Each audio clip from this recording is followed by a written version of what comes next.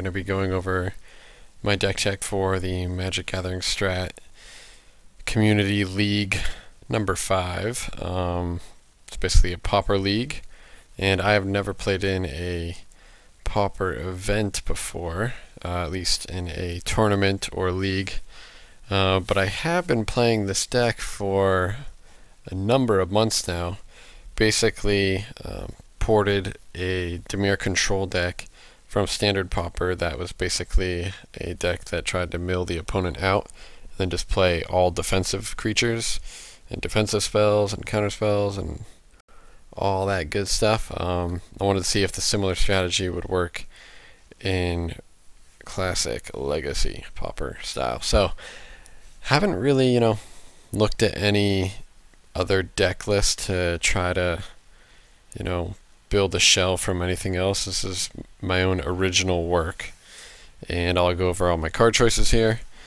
And I've, played in the tournament practice room a ton, and I've faced a lot of different decks, so my card choices have changed over time. So, in essence here, Dismal Backwater is just better than the Guild Gate. We do have 6 fetch lands in Evolving Wilds and Terramorphic Expanse, which combos with our Brainstorms to shuffle away typically excess lands so that we're always drawing gas. We have 5 Island, 5 Swamp, and 4 Radiant Fountains, so our lands alone can give us, gain us 12 life, and it's actually interesting to see how many lands we can actually have in play. So we can have 5, 5, 4, 4, so we can have 18 lands in play. We also have 2 Pristine Talisman and some more Pristine Talismans in the sideboard. Becomes relevant because something like casting Avantgarde's Justice twice in one turn with double buyback, costs 14 mana. 3 times it costs 21. So things like that sometimes come up, but casting it twice, usually the second time you just don't get the buyback. It just takes 11. But yeah, we're basically game 1 here, just trying to kill everything and mill them out. So I used to have Curse of the Bloody Tome as the win con. 2 per turn seemed pretty good, but I think Jace's Erasure overperforms it. Even though it's only 1 per turn with our natural draw step, cards like Brainstorm, AK, Compulsive, Think Twice really make up for it. And the fact that it costs 2 mana, like if we're on the play, it can usually come down and not get countered. That's pretty huge against opposing control decks, I've found, and 3 mana is a hard turn to tap out on turn 3. Bad things typically happen to us when we're tapped out that early in the game, and this card doesn't really do anything, but you want it online as fast as possible to power out things like Crypt Incursion, which is probably, back in Standard Pauper, this is the most powerful card in the blue-black deck because it just gains you so much, like 30 to 50 life sometimes, and it just, basically, creates an insurmountable advantage. So yeah, so other than just drawing a ton of cards, this deck is trying to kill things pretty quickly. The 1-drops are pretty important just so we can have mana efficient turns. And I like it. The opponent has to play around more things when we have a mix of spells. So in general we have 8 total edict effects, functionally 12 with the flashback on the chainers. Mainly because Hexproof is a very good deck, and this deck should just never lose to it ever. Because there's so many ways of dealing with the hexproof creatures. Also has plenty of ways of dealing with just big creatures. The edicts are kind of outclassed though if people can play a lot of tokens. So Step In, Avantgarde's Justice does a really good job of sweeping all the little, elves and tokens and whatnot, all the riffraff. Just get rid of them. And then we just edict the hell out of them. There are a few counter spells here. Some spells are just kind of take over the game, and you want to stop them.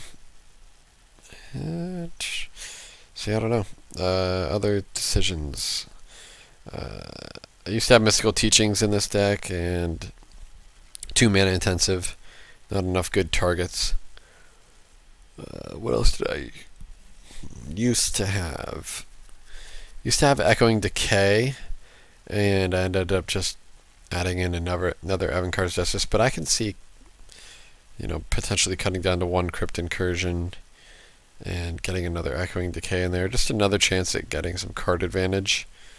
And I already have the Capsize pulled up here. I can see adding a Capsize to the sideboard as well.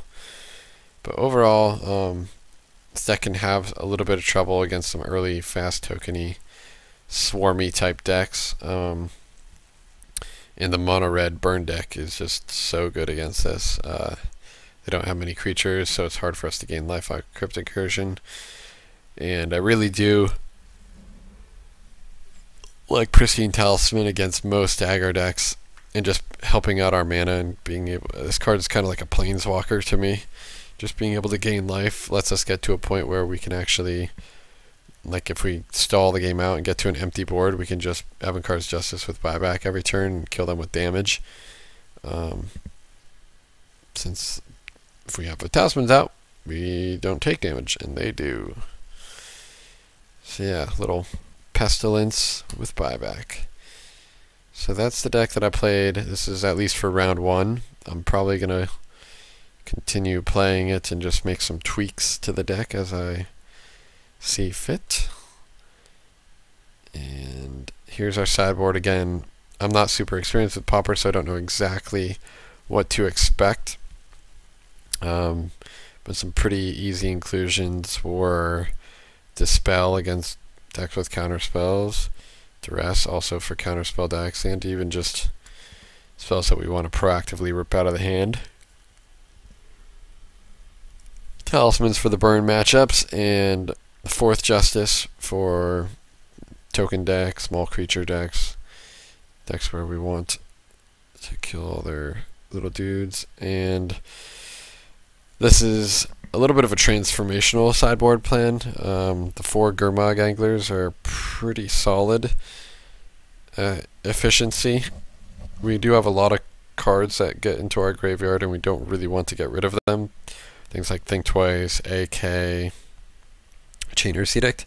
But we do have a lot of spells, and we do have a lot of fetch lands. We have 6 fetch lands, so these can often cost anywhere from 3 to 4 mana, which is pretty solid, especially when most of our opponents will be taking out all of their removal. At least they should be after game 1. So a little transformational boarding plan if that floats our boat. And then Relic of Progenitus, just in case there's some graveyard deck, but I've looked around and I've played other decks. I just don't really think this card is even high impact enough if somebody did play a graveyard deck. Yeah, because I don't really want to exile all the cards in all the graveyards, right? I only want to exile 1 per turn from them. Because I want to delve, and I have plenty of flashback cards, so I don't know. I was just not knowing if there's a dredge deck or something. But yeah, so this is my deck. It's very controlling, and it's pretty fun to play. So stay tuned, and I'll show you round 1 of the league match.